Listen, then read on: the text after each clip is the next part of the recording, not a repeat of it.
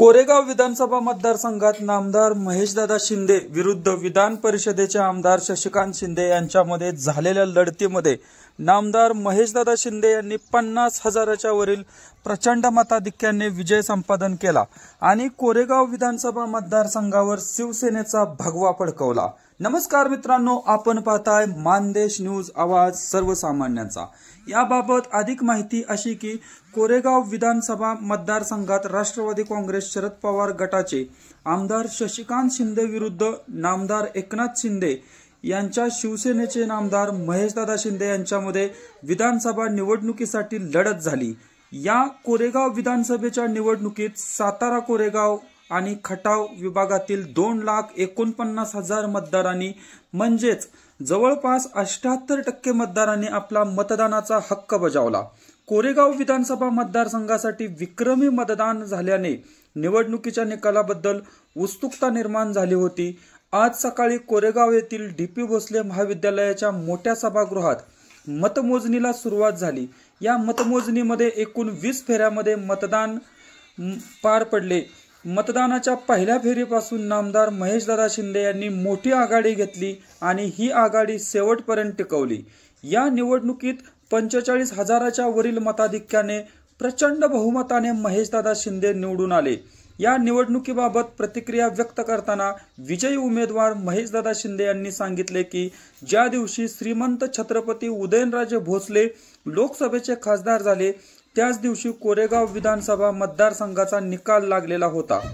त्याचबरोबर कोरेगाव विधानसभा मतदारसंघातील विजयाचे श्रेय महायुती शासनाला आणि मुख्यमंत्री नामदार एकनाथ शिंदे, उपमुख्यमंत्री देवेंद्र फडणवीस आणि उपमुख्यमंत्री अजितदादा पवार यांना जाते। या तिघांनी महाराष्ट्रातील जनतेसाठी ज्या ज्या विविध योजना राबवल्या त्या योजनांचा हा विजय आहे।